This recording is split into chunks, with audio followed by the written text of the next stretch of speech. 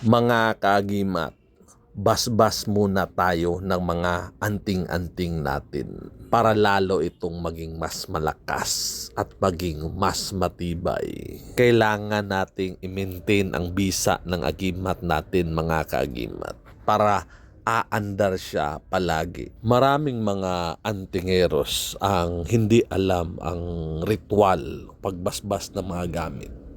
Akala nila kung susuotin lang, aandar na to. Yan ang rason, mga kaagimat, kung bakit maraming antingeros ang namamatay.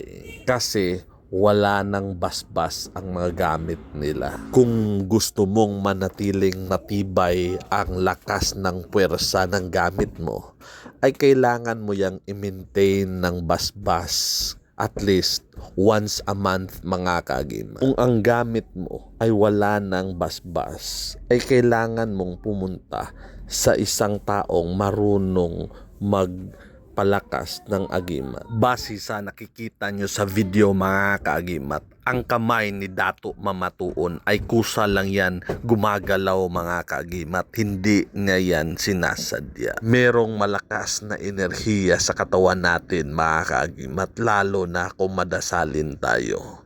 Ang Diyos ni Abraham, ang Diyos ni Isaac, ang Diyos ni Jacob at Diyos ni Moses ang gagabay mismo sa atin. Maraming tagasimbahan, mga kaagimat, ang naninira sa ibang paniniwala.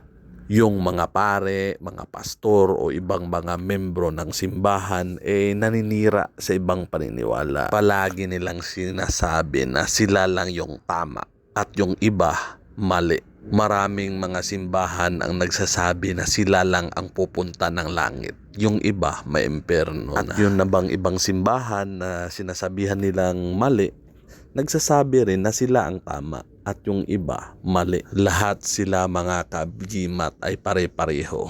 Lahat sila nagsasabi sila ang tama at mali yung iba. Kaya hanggang ngayon hindi pa tapos ang mga debate. Christians versus ibang religion, Christians versus Christians, nagdidebate sa isang Biblia sa iba't ibang mga bersikulo. Hindi nagkakaunawaan, mga kaagimat. Pero ang Diyos, nauunawaan niya tayo. Alam niya kung ano ang nangyayari sa buong mundo. Maraming mga tao ang mapanghusga, mga kaagimat. At the end of the day, i-judge tayo ng Diyos. Kaya magmahalan tayo at mag-ibigan. Respetuhin ang bawat paniniwala. Malay mo, ang mga mukhang ito nakikita nyo sa video ay pupunta yan ng langit.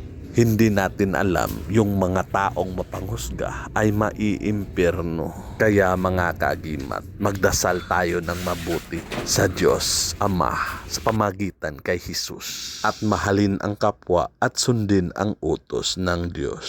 Kaysa puro lang paninira ang gagawin mo, ay hindi na yan tama. Maraming mga tao na nagsiserbisyo sa simbahan, nagdidebate para sa simbahan, pero hindi sila nagsiserbisyo sa Diyos. Mga kaagimat, sa mundo ng kababalaghan at hiwaga, ako ang iyong kaagimat na si Paraon.